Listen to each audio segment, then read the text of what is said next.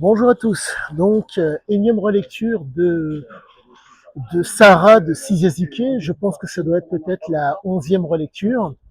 Quoi qu'il en soit, je suis proprement dégoûté car la piste, la neurobiologie pour comprendre Zike s'avère être vraiment la piste adéquate. L'homme était réellement quelque chose, comment vous dire, c'était un salaud qui s'assumait.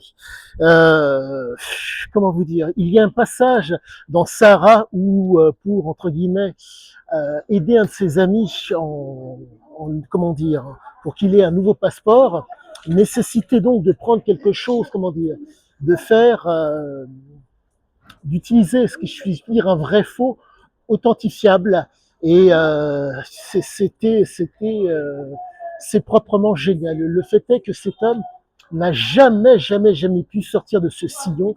C'était impossible. Il faut comprendre cette chose que, au niveau neurobiologique, dès que le conditionnement et le renforcement négatif a été amorcé chez lui, impossible pour lui d'en sortir. C'est proprement, comment vous dire, c'est magnifique à lire, magnifique à comprendre, c'est proprement abject. Je, je n'ai, comment vous dire, pour pouvoir comprendre cet homme, il nous faut un recul. Le recul, je l'ai avec mes nombreuses relectures. Mais la problématique est la suivante. Recul ou pas, je lis, je comprends, et le fait est que je suis proprement dégoûté. Je ne suis pas face à un homme qui, entre guillemets, ment, je suis face à un homme qui triche. Et si je puis dire, le mensonge est un élément parmi tant d'autres pour faire la différence dans l'action, dans la projection. Et c'est proprement génial, mais c'est proprement dégoûtant. Nous ne sommes pas face à un homme qui va vous dire que la projection pour le plaisir. Il faut comprendre que tout est fonction chez lui de ce qu'on communément on appelle un pic. Donc, dès que le signifiant, la chose qui lui fait face, pour lui synonyme de plaisir se présente, ça monte d'un coup d'un seul. Donc on se retrouve face à un type qui a une amorce, a une initiation, a une information, doublée, si je puis dire, d'une instruction. En un mot, la chose qui est en face de lui déclenche. Et ce déclenchement amène chez lui un besoin irrépressible de consommer. Et c'est proprement, comment vous dire, c'est magnifique, mais c'est tellement dégueulasse, c'est irrépressible. La consommation ne peut être axée que par comment vous dire, par l'interdit, que par une espèce de chaîne de signifiants qui fait que si c'est interdit, c'est que c'est bon. Et là, je peux vous affirmer, c'est vraiment dégueulasse, car si vous êtes face à lui et que vous l'empêchez de se projeter, il fera preuve de mauvaise foi pour se projeter.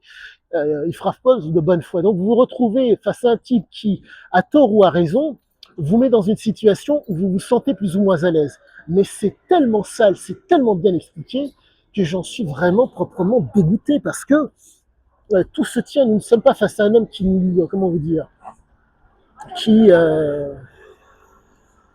qui parle de ce qu'il pense, mais il parle de ce qu'il vit. Euh, pour reprendre une de ces phrases qu'il y avait, pardonnez-moi, dans Zike gentilhomme de fortune, l'aventure comme tu la vis, comme tu la rentres. En un mot, physiologiquement, qu'est-ce qui rentre et qu'est-ce qui va en sortir. Et là, c'est proprement dégueulasse.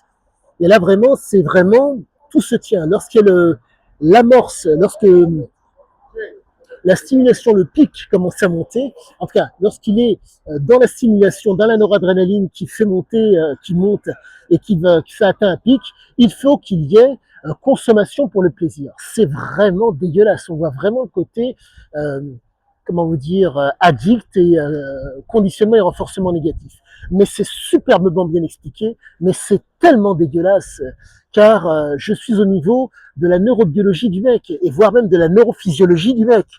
La neurobiologie, elle est commune à tous, mais la neurophysiologie, elle est spécifique. Donc, le père et la mère qui ont transmis les gènes, l'homme qui a, pardonnez-moi, stimulé les éléments pour être dans la vigilance par le mal et pour le mal. Tout se tient, c'est proprement dégueulasse, mais c'est magnifique. C'est proprement magnifique parce que il n'a pas menti. C'est un tricheur. Il peut vous induire en erreur. Il est susceptible de mentir. Mais le problème, c'est que dans l'action, dès qu'il y a amorce de vigilance, d'éléments vigilants qui pour le plaisir, il peut pas se retenir. C'est impossible. Impossible. Impossible qu'il aille dans un autre sens que celui qu'il considère être juste. C'est, pour ma part, magnifique, mais tellement dégueulasse, mais tellement instructif. À un point, c'est un plaisir. Je ne prends rien, mais quand je comprends ce qu'il applique, c'est un salaud flamboyant. Et je pèse mes mots parce que vraiment, c'est magnifique. C'est magnifique. À tous, bonne journée.